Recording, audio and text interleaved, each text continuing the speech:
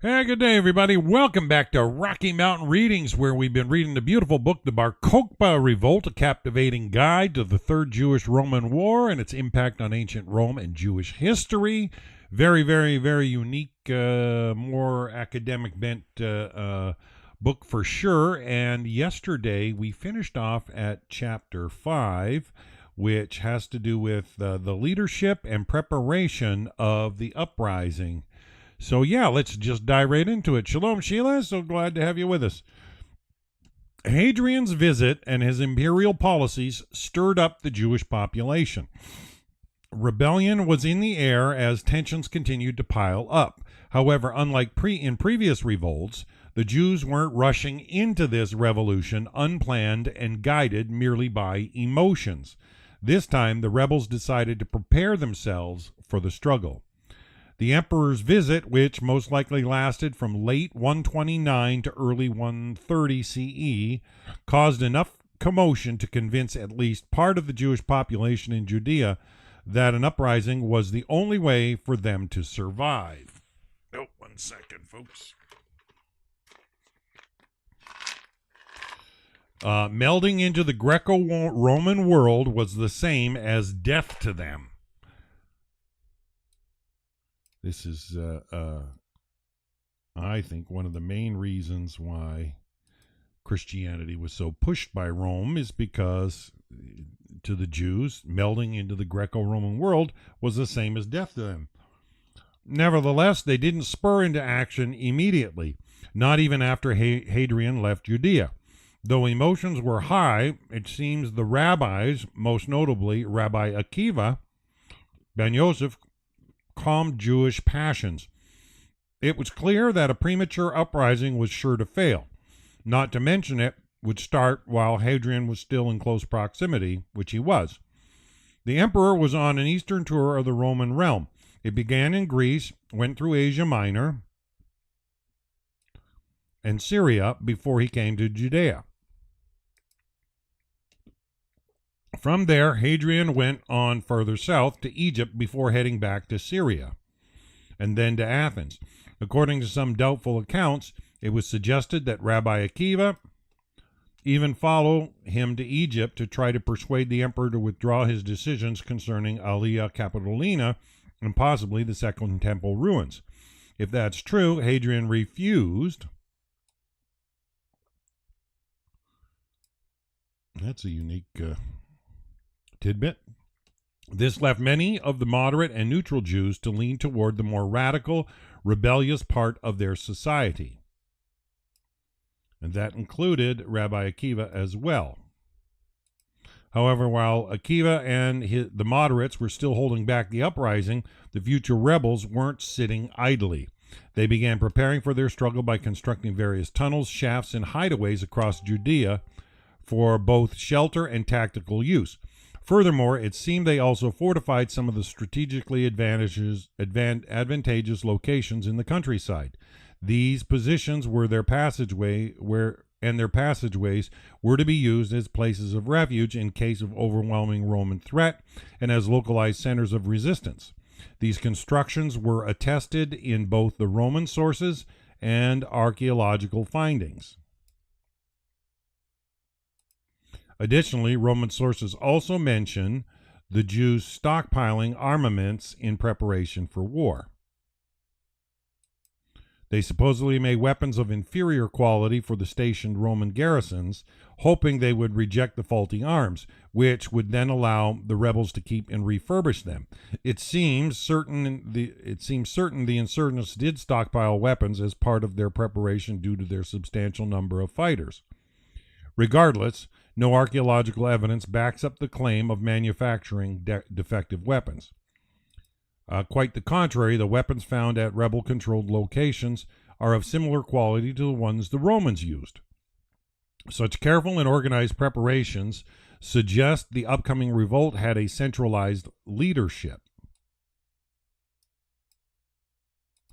This is yet another significant difference from the two previous Jewish-Roman revolts, as the rebels had been spontaneous and led by different groups.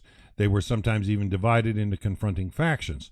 In the Third Jewish Revolt, there was not one leading group among the insurgents, but also a single leader at its helm. That was the eponymic Simon Bar Kokhba.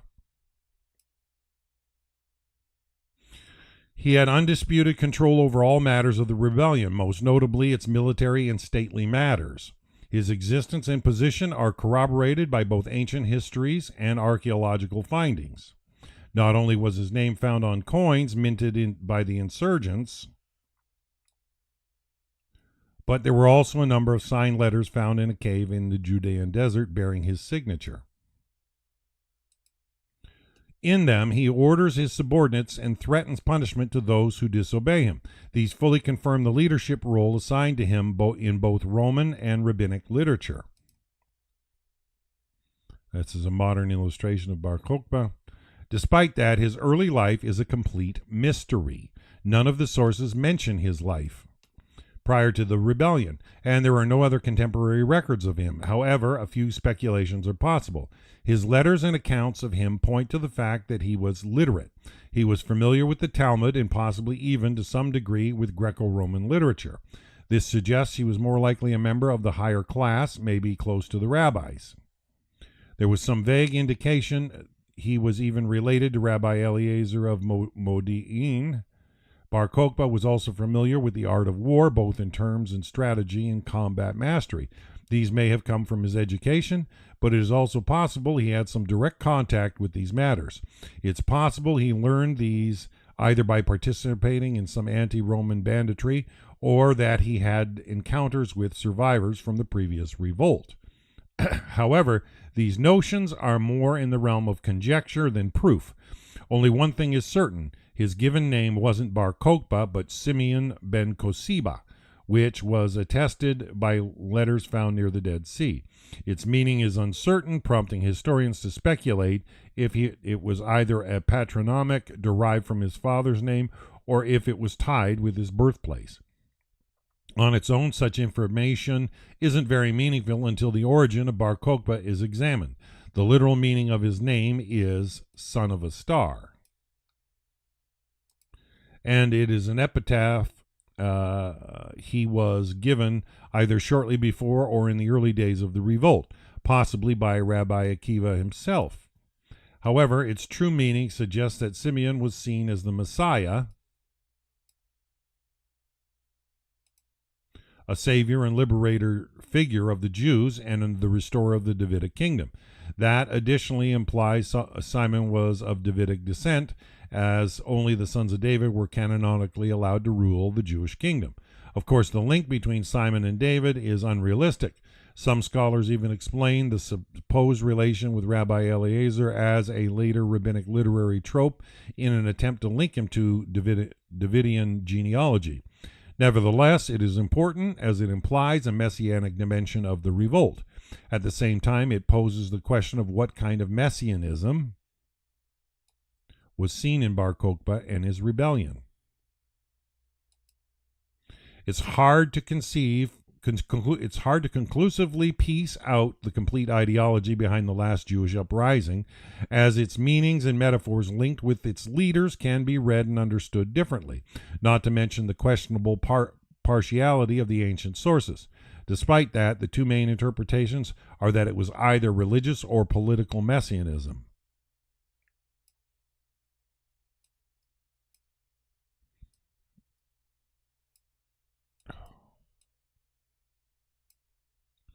What is with my mouse? If it was the former, it implied that Simeon and his companions saw him as not only their military leader, but also a religious leader as well. It would imply that the rebellion was led by religious motives and the preservation of proper Judaism. On the other side of the spectrum is political messianism, which would have been headed mostly by nationalistic goals of preserving the Jewish population and, more importantly, restoring the state and its independence. In this perspective, Bar Kokhba was first and foremost a national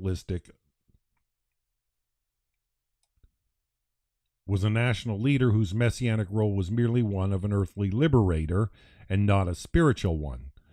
I think this is a very important point because it is in this shadow that the book of Acts, according to the Acts seminar, was written trying to promote Christianity, and they were probably trying to undo a national messianism. Yeah, it would also imply that no genealogical connection with David was necessary, which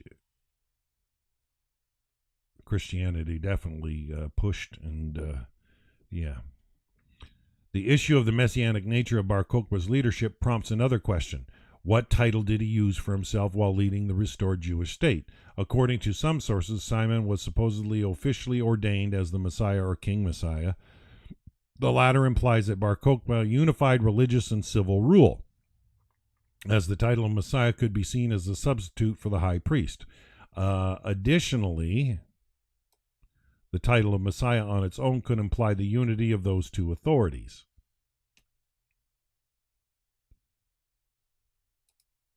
However, these titles are usually only mentioned in latter rabbinic and Christian texts, most likely as an interpretation of the past than as a verified fact. Some modern scholars tried to back these ideas through the symbolism found on the coinage from the uprising. They often contain a star and a grape cluster, which are both connected with messianic imagery. However, the problem is that a star was a common symbol found on Judean coins before and after the revolt. Furthermore, the grape cluster is more likely linked with the fertility of the lands, similar to the representations of the vine leaves or palm leaves on other ancient coins. Though prosperity could be linked with the arrival of the Messiah, it seems more likely that both of these symbols had national rather than religious meanings. The vague evidence of a messianic title is sharply contrasted with more secular title of Nasi or prince. Simon's use of a princely title is directly mentioned on the documents found in the Judean desert and the coins minted under his rule. Thus, Bar Kokhba primarily represented himself as a prince. Some scholars tried to imbue this title with a messianic meaning, but it seems unlikely as it traces its root to the early Hasmoneans. Others even claim that Simon only used the proper messianic title in the last days of the uprising to bolster the morale of the Jews. However, both of these ideas seem more like conjecture than evidence-based conclusions. The reality of Bar Kokhba's rule further bolsters the idea of secular approach to his reign. He acted as if the liberated royal land was his personal possession, similar to how both the previous Jewish dynasties ruled. Furthermore, the absolutistic rule implied through the threat of punishment, as seen in the documents, adds to the monarchical nature of Simon's reign. The question of why he chose to ignore the kingly title is open for discussion. Some scholars argue the title was devalued by the last Herodians, while the title of Nasi remained untainted. Others think it may have been an attempt to draw similarities to the original revolt of the Hasmoneans. It is also possible it was not used to avoid internal quarrels over the old question of supremacy. It is possible that Bar Kokhba planned to crown himself a king after independence was secured and the Second Temple restored. Regardless, the usage of the Nasi title is more indicative that Simon himself leaned towards the secular ideology of the revolt, even though he was a devoted Jew. However, these questions are mostly posed by modern scholars whose perspective is often focused on a single solution. The truth is likely somewhere in between, as some of his followers may have favored one interpretation over another, as did Bar Kokhba himself. In the end, both religious and nationalistic inspired rebels leaned towards the same goal: freedom. Very important to note. It's worth noting that the more religious focus on the Bar Kokhba revolt's nature mostly comes from latter rabbinic and Christian literature. These sources are often used to explain why it failed, as the downfall of the entire revolt was seen as a result of Simon's incompatibility with the role of Messiah. Furthermore, some of those texts give him a derogatory nickname, Simon Bar Kokhba, meaning son of lies or deceptions. It implies his failed promises as well as his false messianism. And I think we see this today when it comes down to elections. You know, in the States, they got a big election upcoming. The way people view going into an election versus post-election, I'm sure in this period, the hopes and aspirations of people come spewing out prior to the revolt versus who won after the revolt. Regardless of the interpretations, beliefs, and origin of Simon's messianic or nationalistic role, the ideology of salvation did play a crucial role in the rebellion. This is important to note. This is where Christianity took hold for sure in the early 2nd century. It undoubtedly helped recruit fighters and gather support for the cause, allowing Bar Kokhba to gather enough manpower to seriously challenge Roman rule. Similarly, if the issue of if Simon was crowned a prince or messiah becomes somewhat irrelevant, as Simon was clearly a charismatic leader who managed to win the support of a wider population. And you can see why Rabbi Akiva would have been behind it somewhat, because realistically, you want to keep the positive energy for renewal. The exact source of his appeal isn't clear, though descriptions of Simon's personality are somewhat varied. He is depicted as a brave and unrelenting with an unbreakable spirit. At the same time, he is also depicted as being somewhat temperamental, arrogant, and sometimes irrational or overconfident. However, these descriptions come from later rabbinic and Christian sources, both of which may have their own agenda in describing him. Yeah, people put positive and negative spins after the fact, for sure. Always armchair quarterbacks everywhere, right? Depicting Bar Kokhba's arrogance and overconfidence may be attempts to foil his messianic image and explain the disaster of the revolt. Of course, from the Roman perspective, he was murderous and bandit-like, but such views are expected from his enemies, who saw him as nothing more than a common criminal. Simon was also described to have immense physical strength, which is the only physical aspect that is recorded of him. His appearance is lost to the darkness of history. Even so, his strength, which was on par with mystical demigods, was more likely a story trope, possibly inspired by his marital prowess than his actual capabilities. Killing a man with a single kick surely can not be an accurate description. Unfortunately, all of these depictions are of questionable accuracy. The only reliable sources for Bar Kokhba's personality are his documents and letters. From them, we see a person who was a harsh, uncompromised leader, one who demanded unquestionable obedience from his followers. Yeah, you're against the ropes. You'd hope that people would do as they're ordered.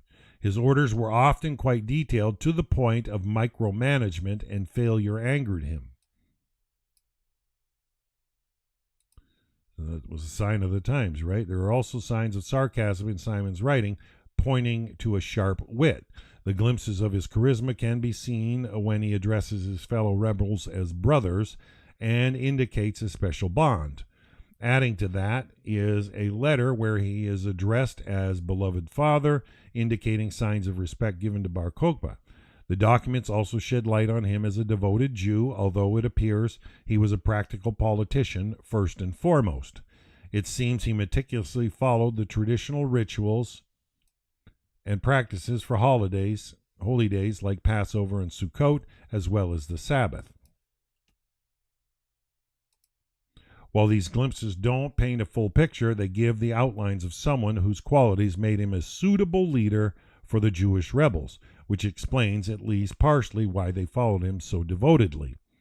The dedication of Bar Kokhba's followers can also be ascribed to the ideology and spiritualism of the revolt, which can be linked to Rabbi Akiva's work. Like it was mentioned before, the proclamation of Simon's messianic role is often linked with the old sage who was in his 80s at the time of the revolt. Akiva was getting quite old then. His exact role in the rebellion is uncertain. According to some sources, he died before the actual uprising began in 132, while other retellings put his death later. Akiva's character was one of a scholar or an intellectual. It appears he was a modest religious leader, very humble man. However, according to some sources, he acted as a kind of spiritual guide to the rebels. Besides auspiciously implying his messianic role as leader, there are some hints he recruited fighters for the cause. Other sources hinted him traveling across the region, gathering support and funding from the Jewish diaspora, and supposedly even visiting Rome itself. His closeness with the leadership of the rebellion is hinted at in later rabbinic texts, where he is dubbed Bar Kokhba's, he's dubbed Bar Kokhba's armor bearer. That's a 16th century illustration of Rabbi Akiva.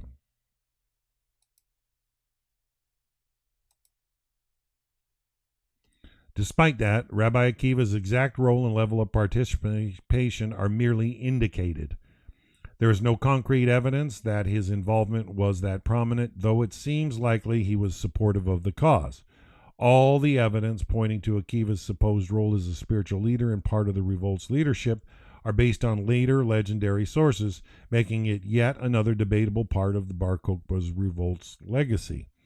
Similarly, some other sages, rabbis, and religious leaders are linked to the uprising or through their connection with Rabbi Akiva himself. Thus, their participation is also questionable and cannot be historically confirmed. Nonetheless, even if Akiva and other Judaic sages weren't as involved as the latter sources suggest, the stories connecting them to the rebellion's cause show that Bar Kokhba did have some support from the religious elites of Judea. There is most likely a kernel of truth behind those latter rabbinic accounts, as folklore tends to have. Apart from Akiva, there's another possible member of Simon's inner circle, the so-called Eliezer the priest. His name, Eliezer HaKohen, appears on some of the coins minted by the rebels, indicating he was an important part of the revolt's leadership. Some scholars suggest he was part of the minting authority, as well as being a high priest. The Cohen, in his surname, literally means priest. This interpretation would suggest that the rebellion restored the dual civil religious rule of the previous epochs, yet in traditional hierarchy the princely title was below the high priest, leading to some argue that Eliezer was the official leader of the rebellion. However, such claims are more than unlikely, as there is no evidence that he was even equal to Bar Kokhba. The Dead Sea documents clearly depict Simon as the unchallenged leader of the revolt. Even when the two of them are mentioned together on the coins, Simon is on the front and Eliezer on the back, alluding that the former was of higher importance. The mentions of Eliezer the priest indicates that one of the rebellion's goals was the restoration of the temple. However, there is no clear evidence to support this theory, since even Eliezer's position of high priest is debatable. Firstly, his true identity is uncertain. Historians have found a couple possible candidates, including Eliezer of Modi'in, but none of them seem to be a proper fit. Another possibility is that Eliezer was some yet unidentified member of the revolt. However, it is hard to precisely determine how involved the priests were in the rebellion. Some scholars even argue that Eliezer the priest wasn't an actual person, but a messianic reference of the biblical figure of the same name, the son of Aaron, the second high priest. Regardless, most historians do accept that a certain Eliezer was a part of the revolt's leadership. This is the way a lot of the nature of the rabbis function. They don't want to reveal everything for security purposes. Yeah, you've got to keep certain cards back. You can't, or else you become targets. Apart from the suggested trinity at the helm of the Bar Kokhba revolt, the Judean desert documents also mention some of the lower-ranked members of the uprising. These papers give an insight into the functional organization of the rebellion, showing that it was divided into smaller sectors run by a dual military and civil leadership. The exact partition of the territory is uncertain, but it seems there were 3 units, northern, middle, and southern, spanning from Jericho to the southern tip of the Dead Sea. At least that was the span of Bar Kokhba's control in the latter stages of the uprising, when most of the documents were written. What's clear from the letters is that those sectors were led by local commanders. The central region was under the command of Yohanan ben Bayan, Eleazar ben Hittai, and Mezbala ben Simeon. Yehoshua ben Golgola held the northern sector, while Shimon ben Matitya controlled the southern one. Additionally, there is a Yehuda ben Manasseh who served in the Kiryat Arabia on the western borders of the revolt, and a superior commander named Elisha, to whom the central region commanders reported. The latter indicates a more hierarchical, diverse organization, but its exact form is uncertain. They had to have communiques.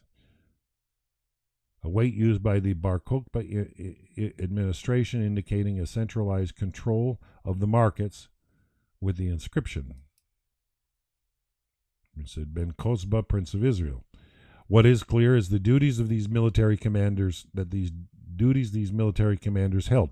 First and foremost, they were tasked with assisting Bar Kokhba's troops, recruiting new fighters, and sending reinforcements where they were needed.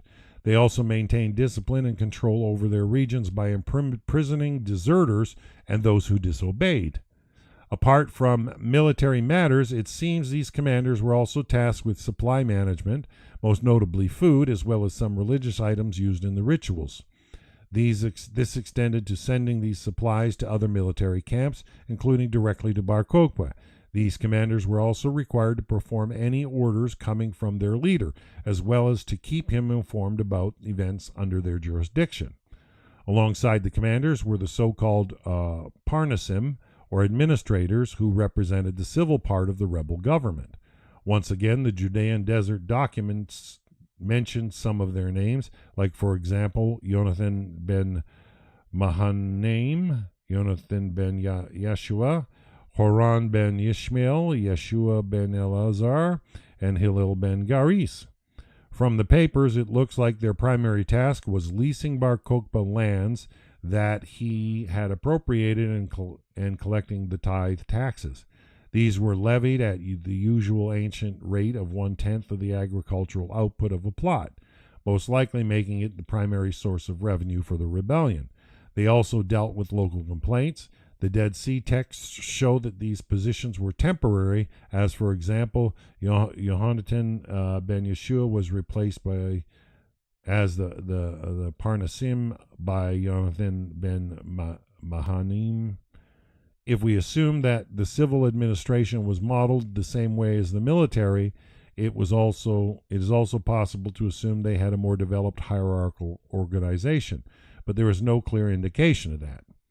Another unanswered question is the relation between the military and civil government. In the documents, there is clear evidence that the two sides collaborated. In one instance, the administrator asked the commander if an unlawfully confiscated cow were to be returned to its rightful owner. The military also helped carry out land confiscations on behalf of the civil administration. From these examples, it is certain the two parts of the government worked together. It seems that the military commanders were obliged to carry out the decisions of the civil administration, acting almost like an executive branch of the government. Despite that, it is unclear if either held rank over the other or if they were hierarchically equal, but with separate jurisdictions. What is certain is that all of them had to carry out Bar Kokhba's orders and maintain their loyalties to the cause. Furthermore, Bar Kokhba seemed intolerant to acts aimed at personal gains. In one of the documents, Simon berates some of them for putting their private affairs ahead of the interests of the rebellion. He tells them that they are eating and drinking the property of the house of Israel without showing concern for their brothers in any way.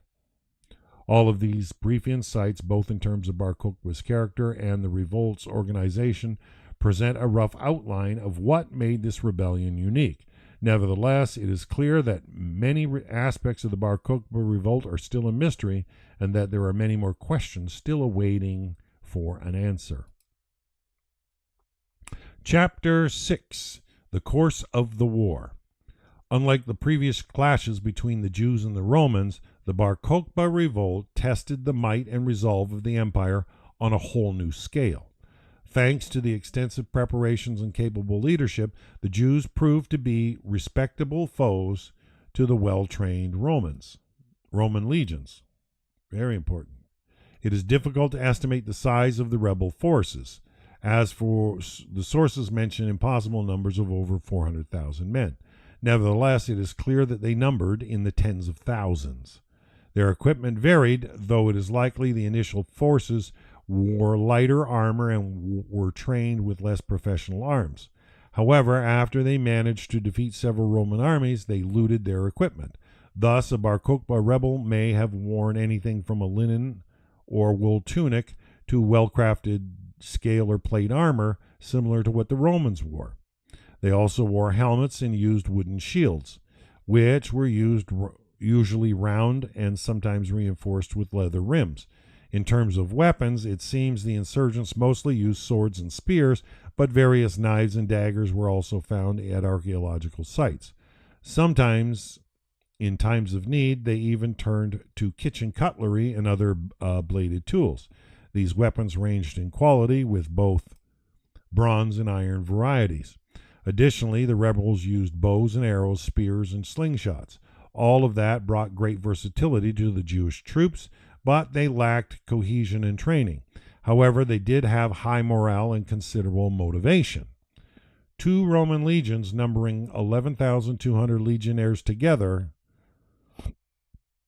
stood against the rebels initially. Their prestige and training are well known even to today, as they were some of the first professional paid soldiers. All of them were fully equipped with scale armor. In some rarer cases, plate cuirasses were also used. They also carried wooden shields, either rectangular or round, that were reinforced with iron at the center. The Roman weapons included a javelin known as pilum, which was capable of piercing shields and armor, and a short sword or gladius, which was perfect for close combat. Additionally, legionnaires were equipped with daggers. The entire legion was also hierarchically organized, with a number of officers capable of operating in smaller squads. The regular Roman army was also supplemented by professional non-Roman citizen auxiliaries, both in the form of cavalry and infantry. Overall, the Roman army was a well-oiled military machine, with some 30 legions active during Hadrian's rule. From the onset, it was clear the Jewish struggle wasn't going to be easy, nor was success certain. To maximize their fighting chance, Bar Kokhba devised a strategy: use the element of surprise to oust the local Roman garrisons. Given they were stretched out across roads in several towns, they would be easy prey for the insurgents. Once the rebels had taken control over Judea proper, they would form their own state. It would provide the resources for a prolonged resistance, and ideally, the longevity of the rebellion would attract more fighters to the cause. It seems that Simon initially chose Herodium, an old abandoned fort from the time of Herod the Great, as his base.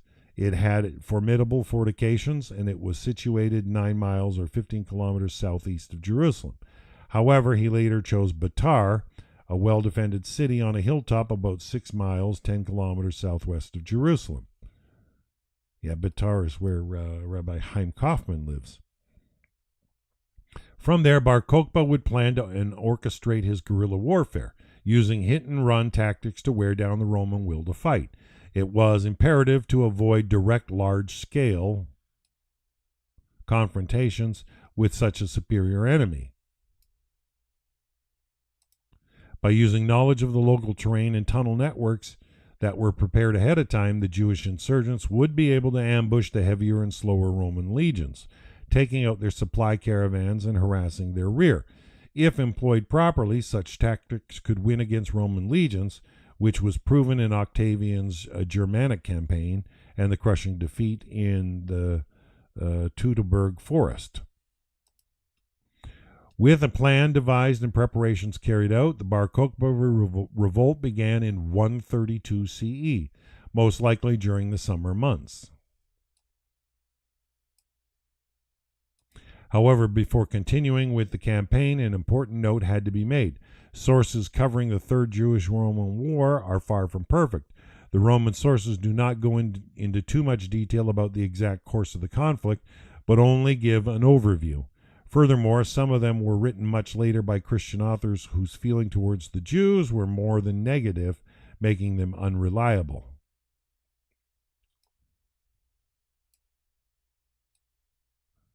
Yeah, they had an agenda for sure.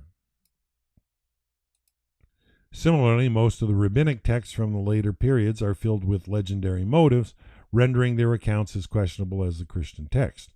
However, these rabbinic tales do contain more detailed narratives, which can serve as some guidelines. Archaeology and Dead Sea documents have helped to fill in some of the gaps, but in general, the exact story of the Bar Kokhba Revolt cannot be reliably told. For this reason, there are a lot of speculations. Nonetheless, this guide will present you with a likely composite from all of these sources, which should be taken with a grain of salt. The exact starting date of the Bar Kokhba Revolt is unknown, as are the details of the initial clashes.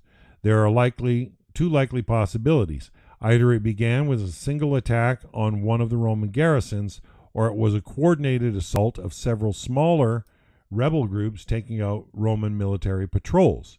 In any case, the main tactic of the Jews was ambush and surprise. In the early confrontations, the insurgents harassed the Roman legionnaires as they marched, since they were usually burdened with their luggage and were not equipped with their full gear. As such, they were quite vulnerable and needed time to achieve battle readiness. When it came to the Roman troops stationed in towns and villages, the Jews likely would have used rogue techniques, such as attacking the patrolling soldiers from behind or in some surprise entrapment. All of these tactics were already well known among the Jews, as their bandits had used them for decades. Thus, when the initial reports came to Tinius Rufus, he wasn't alarmed. It wasn't uncommon for Judea to have short and localized outbursts of dissent through violence. The governor dismissed the attacks as isolated events, as he was certain that his legionnaires would eventually restore order in the province. However, the scattered Roman garrisons were overrun one by one, slowly creating a free rebel territory. Their guerrilla strategy worked remarkably well. Later Christian writers mentioned that the region was devastated, but it was more likely this meant it was under the control of the insurgents, as it was unlikely they would plunder their own folk. The initial success was such that the rebel state began to form, which is attested by the minted coins. Yeah, the Bar Kokhba coins were minted. They celebrated year one of the redemption of Israel, as well as their leader. By then, Rufus must have realized it was more than just common banditry, but a full-scale revolt. It seems that the wider Jewish population began to show signs of rebellion in granting support to Bar Kokhba's cause. Yes, this is where their hopes were. The Roman sources add that the rebels soon began expressing their hostility overtly. Such a widespread disturbance meant that legions had to be mobilized.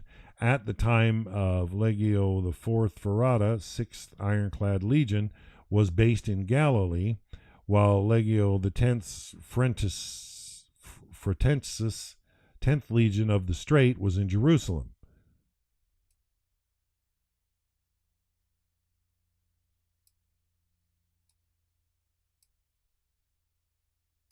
How serious they took the threat can be attested by the archaeological dig at Ferrata camp, where it seems the legionnaires themselves buried Hadrian's bust to prevent it from being captured and defaced.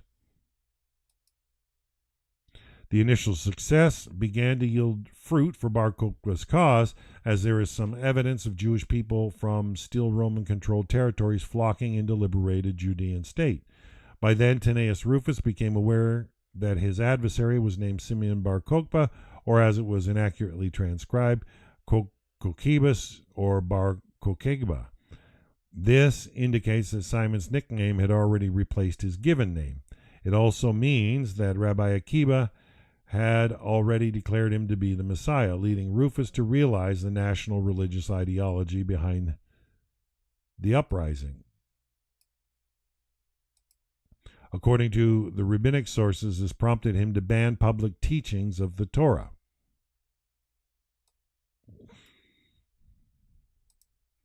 This tradition also claims that Akiba defied the prohibition and continued to preach Judaism openly.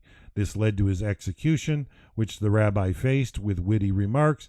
However, his death in the autumn of 132 is uncertain and may be merely a myth. Yeah, we read about the story of his death being raked and saying the Shema in his last breaths. What is certain was that the Roman governor faced his worst fears, a substantial chunk of his province laid in the hands of the rebels.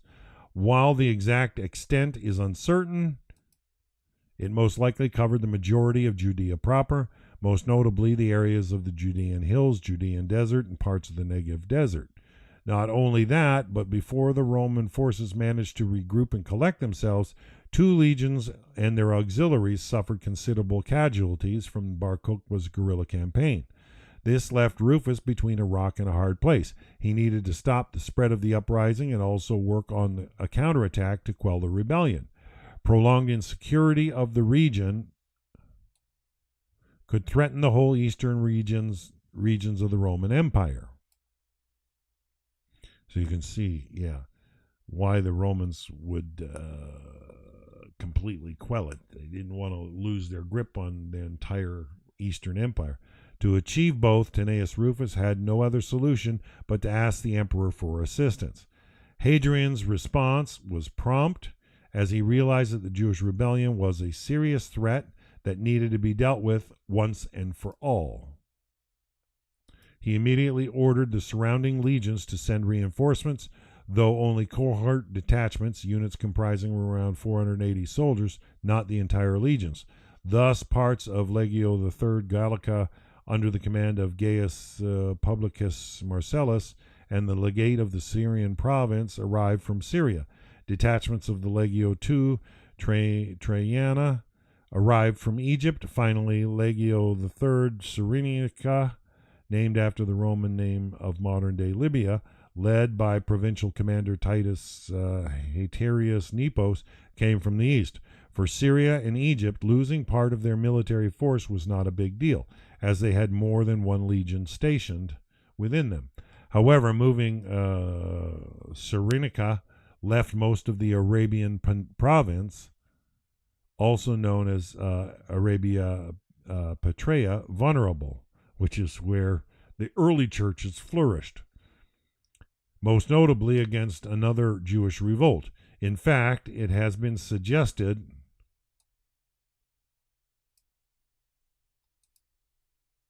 by some historians that the Arabian Jews did rebel and were massacred for it, but most modern historians disagree with that conjecture. Regardless, by the time these reinforcements arrived, it was too late. Fall came, ending the usual military season. For the rebels, it was a sigh of relief, as they now had time to further prepare for the upcoming Roman counterattack. It is likely they gathered supplies, fortified more positions, and dug additional tunnels and underground hideaways. It is also likely the respite was used to strengthen the rebel government, which would have provided crucial control over the liberated territory. The news of victories and the existence of a renewed Jewish state also brought more volunteers and migrants from surrounding regions. It is likely that the arrival of Bar Kokhba's supporters from the other provinces also eased the pressure and likelihood of additional uprisings in areas like Arabia or Syria.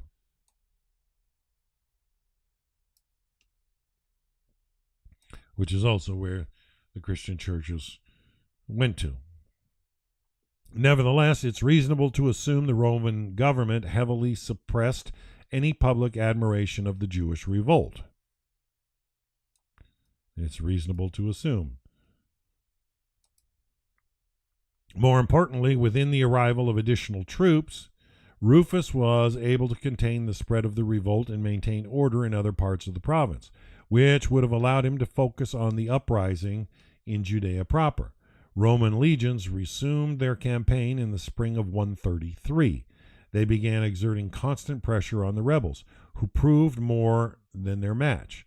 The rabbinic texts mention the Jews' resolve not to back down from the offensive through an apocryphal tale of two brothers refusing any Romans to pass. These sources also emphasize the religious motives of the rebellion, possibly hinting at a stronger belief of the messianic ideology. Bar Kokhba's victories over the Romans certainly would go a long way to legitimize him as a savior. Most likely, though, there weren't any major battles, as no source event hints at it. The only vague possibility for a more significant clash comes from modern historians. According to some of the scholars, Legio the 22nd, Diotariana, named after Diotarius, the Celtic from Asia Minor who first levied it, may have been annihilated by the rebels, implying that there was a larger battle. However, this is largely disputed, as the claims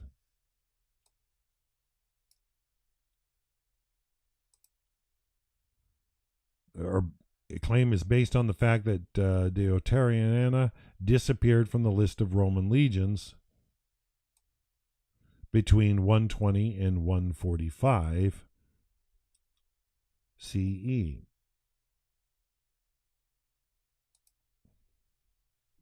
There are many possible reasons for its disappearance, though some unclear archaeological evidence points at the legion being present in the region during the revolt.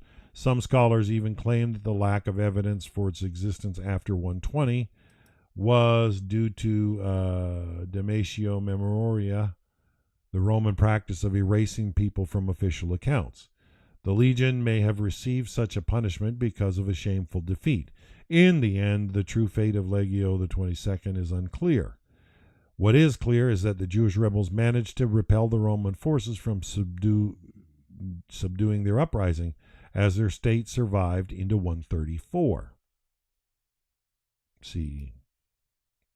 If some may have seen Bar Kokhba's success of 132 as a fluke, the ability to withstand Roman pressure through 133 surely wasn't. This influenced people both within and around the rebel state. On the one hand, the Jewish population in the liberated lands felt their state was stable enough to lease land and borrow money, as attested by the Dead Sea documents. Similarly, Bar Kokhba's regime was secure enough to deal with local legal and administrative matters while its struggle continued. This confidence influenced other non-Roman peoples surrounding Judea. Very important facts. Even more so, Jews came to liberate Israel, hoping to start a new life and help what they saw to be a rightful cause. The Roman sources also mention that people from other nations began to join the war, though more in the hopes of personal gain than for their belief in the cause. Opportunists, yeah. There are some indications that mercenaries from Nabatea took part in the campaign, though this is inconclusive like so many other details. Nevertheless, some corroboration of the Roman accounts comes from the rebel documents, as a few of them were written in Greek, indicating a foreign presence. Apart from that, latter Christian sources also mention that Bar Kokhba went on to persecute Christians who refused to join his cause. These claims should be taken with a grain of salt, as anti-Jewish tones permeate those latter texts. Definitively, Jews murdering Christians was likely an attempt to defame the former. Furthermore, similar narratives of Jewish maltreatment of early Christians appeared in late antiquity in the early Middle Ages to explain why the Jews were no longer the chosen people.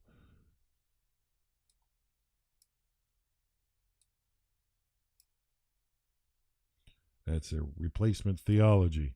Regardless, it was likely there was at least some friction between the two monotheistic groups. From the Christian perspective, Bar Kokhba could have been the Messiah, since that was the role of Jesus. Accepting Simon would basically mean denouncing Christianity. From Bar Kokhba's perspective, all who refused to aid his rebellion were a plausible liability.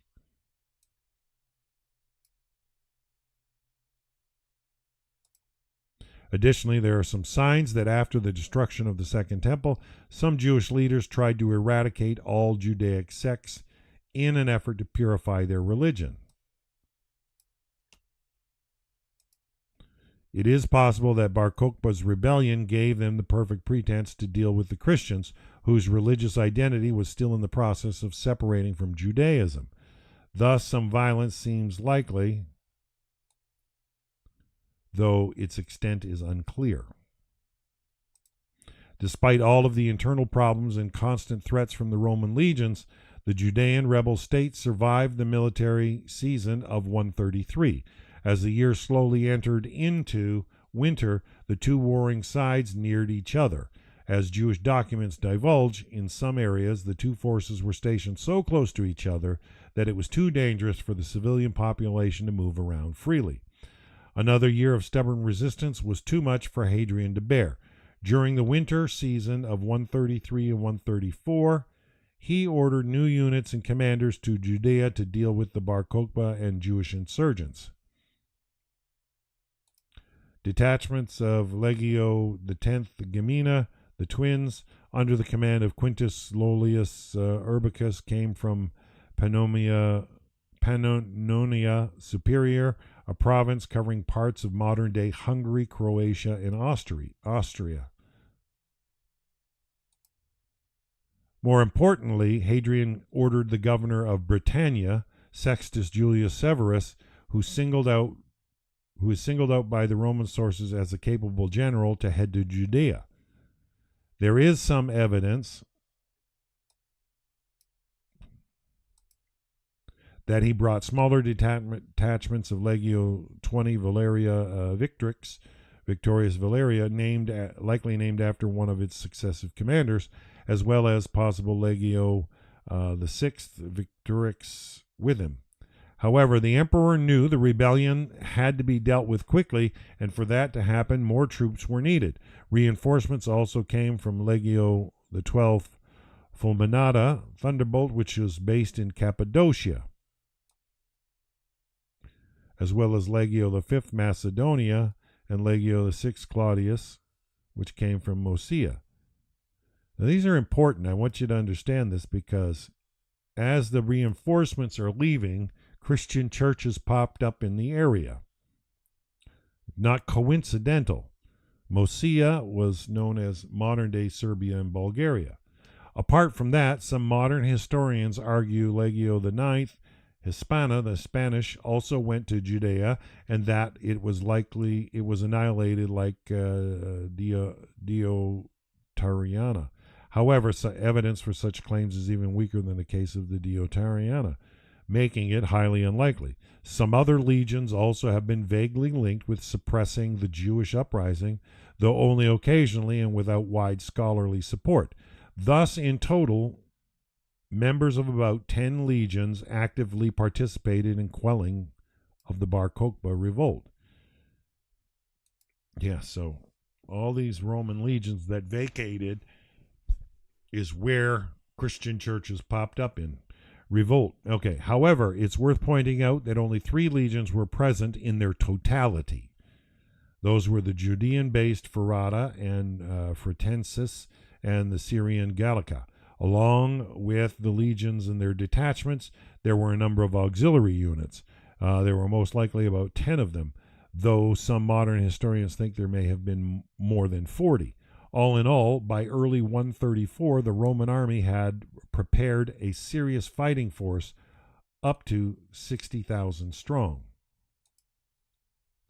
The capability to mobilize an army of such size, one consisting of soldiers from several legions and provinces, highlights the somewhat unfavorable timing of the Bar Kokhba Revolt. Unlike in previous uprisings, this time the Roman Empire had no serious external threat, meaning it could focus solely on the Jewish rebellion without fear of foreign interference. It may be that Bar Kokhba hoped the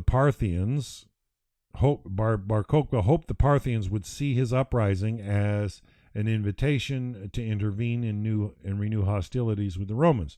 Yet there is no evidence of any contract between the rebels and Parthians.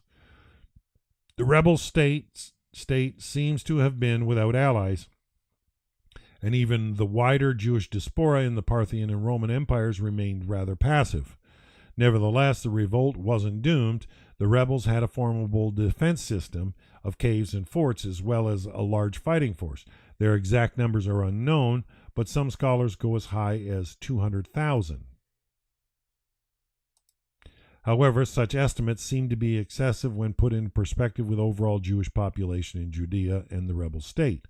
It is more likely that Bar Kokhba's army was at least the size of the Roman forces, or somewhat larger, but not above 100,000. It should be pointed out that unlike with the Roman force, whose size can be assumed on some evidence, the size of the rebel army is almost entirely conjectural.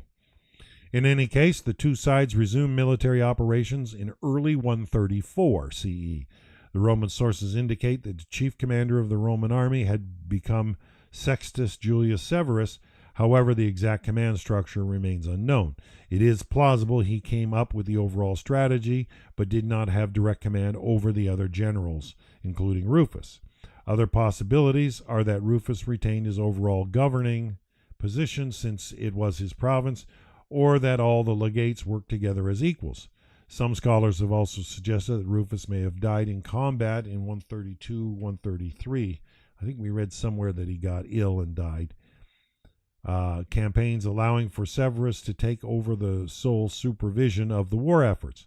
More important than that is the fact that the Roman offensive struck with more force than before and had new tactics. Roman sources tell us that the legions now avoided open attacks on larger groups of the Jewish rebels. Instead, they began hunting the smaller groups, separating and isolating the insurgent strongholds, and cutting their supply and communication lines. This allowed the Roman army to slowly destroy the rebel force piece by piece and avoid dangerous and costly confrontations. Archaeological findings give an insight into how bloody and successful these Roman tactics were. A fortified settlement named Kerbet Ethri, roughly 17 miles, 27 kilometers southwest of Jerusalem, is an apt example. It shows the additional structures and defensive features built by the rebels in preparation for the Roman offensive, which in the end proved useless. Inside the underground chambers, there are many signs of the Romans' vengeance. There is evidence of a large fire, and one of the structures held the remains of 12 individuals, including females and infants. The Romans spared no one, and there is evidence that some of the rebels were executed by beheading. To make matters worse, examination of the remains suggests that all the corpses were left to rot for a while before being buried, which most likely occurred after the end of the revolt. However, even archaeology brings confusion to the story of the Bar Kokhba Revolt. At a site of a Roman legion camp in southern Galilee, in the Tel Shalem region, a triumphal arch was found, most likely depicting a Roman victory over Jewish insurgents. This prompted some scholars to deduce that an important, if not crucial, battle occurred in the vicinity. There is no other reason to erect such a monument at a relatively unimportant location. If the claim is true, it would suggest that at least one large-scale clash between the legionnaires and rebels occurred. Additionally, it could explain why the rebel state began to crumble and lost a substantial part of its fighting power. However, many historians tend to disagree with this presumption. It is unlikely the revolt spread that far north, and all other evidence points that at the rebels fighting mostly on their home turf. There is no viable reason they would march a large force straight to their enemy and accept an open battle. It runs completely contrary to the core of Bar Kokhba's strategy. Furthermore, the rebels were most definitely overpowered by the Roman army, even without losing a considerable force in a single battle. In any case, it is certain that during 134, the Roman legions executed their ferocious and unforgiving suppression of the rebellion with unrelenting efficiency. Their grip on Bar Kokhba's state tightened. It seemed that around that time, Simon chose to relocate his headquarters to oh, forgive me, to the hilltop fortress of Batar. The pressure was definitely felt in the rebellion's leadership. The Dead Sea documents and letters indicate that Simon began to demand the strict following of his orders. It is a sign that cohesion and discipline among the insurgent units became one of his concerns. It also indicates that his fighters' morale and their organization began to deteriorate. Nevertheless, other documents and minted coins suggest that life continued as normal in the Judean hinterland. The civilians were still confident in their rebel government to continue with loans and other legal agreements. Thus, the revolt and its government survived into 135, despite being shaken by the Roman advancement. Was it Batar? The Herodian fortress. Archaeological site of the Herodian fortress.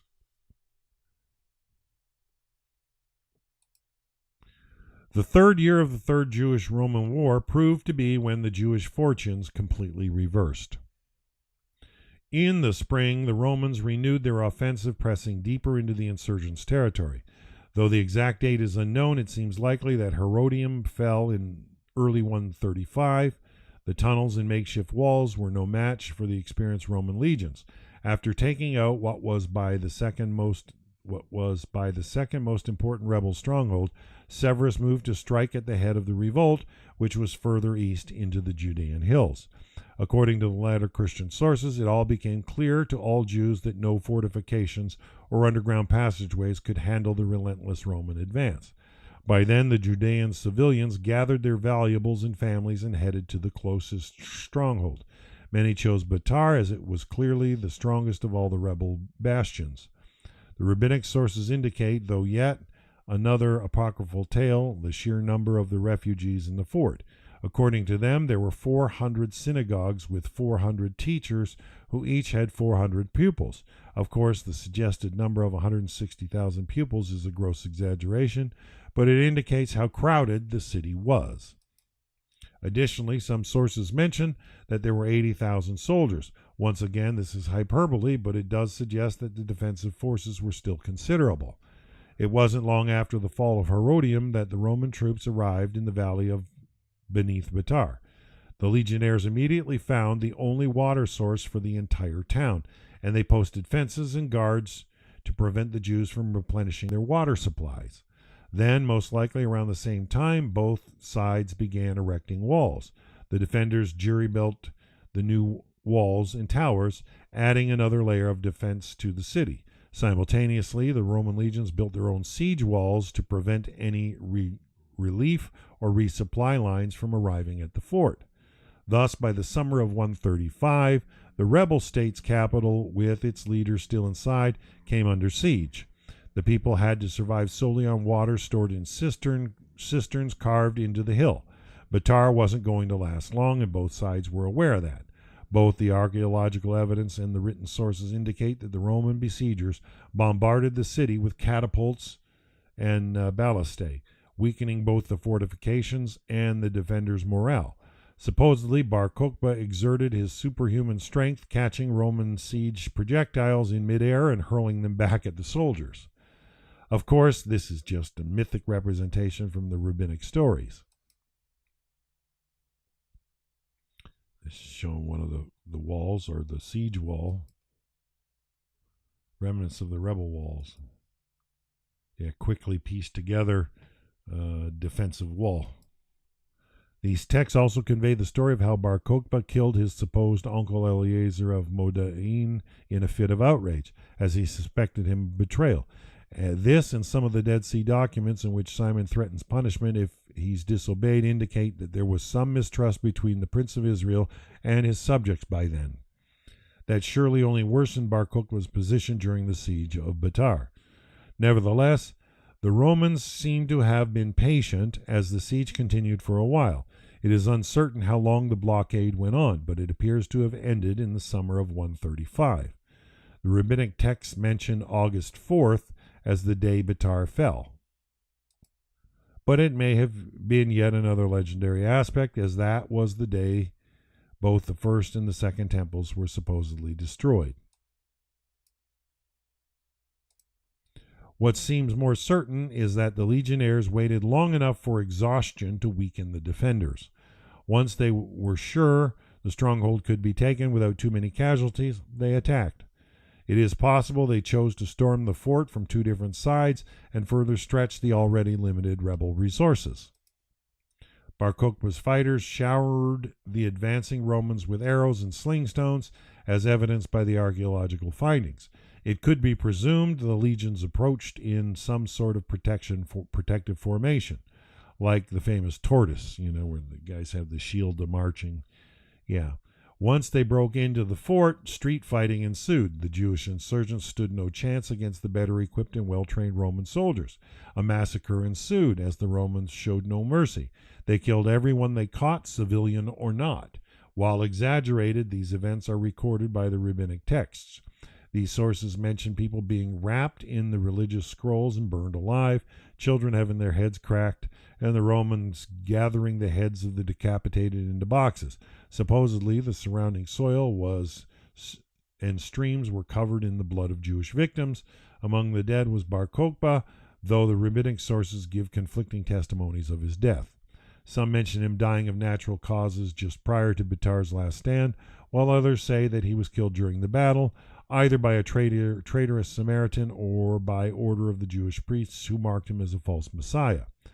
After the fall of Bitar, the revolt was mostly crushed. The backbone of the rebel state was gone. Despite that, the Romans continued their mopping up operations into 136 CE.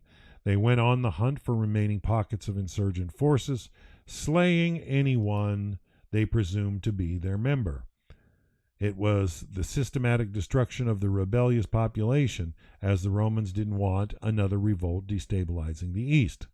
The Jews fled into caves in the hills overlooking the Dead Sea. They brought food and other items with them. Among the valuables they brought were the documents that provided much-needed insight into the details of the Third Jewish-Roman War.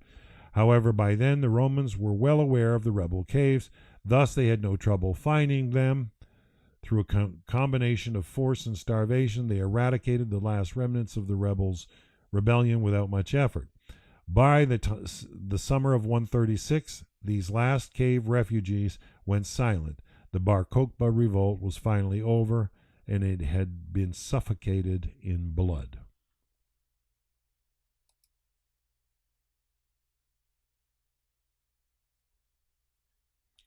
What do you think so far, folks? Pretty interesting. I think this is probably the closest I've ever read on the matter. I mean, I've heard so much about it, but to hear it from both sides, I mean, I like the fact of the number of Roman legions conscripted from many places for the Romans to bolster their their forces, but is it coincidental that that's where Christian churches began to flourish? Not at all. They were, looking for their opportunity. Nonetheless, I think it's rather interesting, and it's probably a good point to leave it for today. But we will be back Monday, and we will finish this book Monday for sure. Chapter 7 we will start with has to do with some controversies surrounding the revolt, and we'll learn some more about that. So let's leave that until Monday. For those of you listening, we've got broadcasts this weekend. We've got classes, Zoom meetings with Rabbi Moshe Shulman in Brooklyn. So keep an eye. I've got posted on Facebook access to those Zoom links, and we'll be doing some more advertising for that. I am planning to do a broadcast with the Genesis class, and also this week, Rabbi Carmi Ingber is back with the Nativ group. We're going to do our Working Together series also on Sunday. So I've got a full weekend ahead of me, and I got to work tomorrow, Friday and Saturday on my day job as well. So I'll be back on Monday. for more of the Bar Kokhba Revolt, and we aim to finish it. If anybody's got a suggestion for what we could read after this, please drop it in the chat box, and we'll go from there.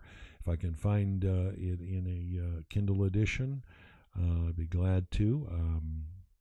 See if we can come up with, or even a theme or a topic you want to hear. I'll see if I can find something interesting on it. So, yeah, on that note, I'm going to sign out for today, but we will be back Monday to finish the Bar Kokhba Revolt by Captivating History. Interesting read, more academic than our usual material, but interesting nonetheless. So, till Monday, have a wonderful, wonderful week, everybody. Bye for now.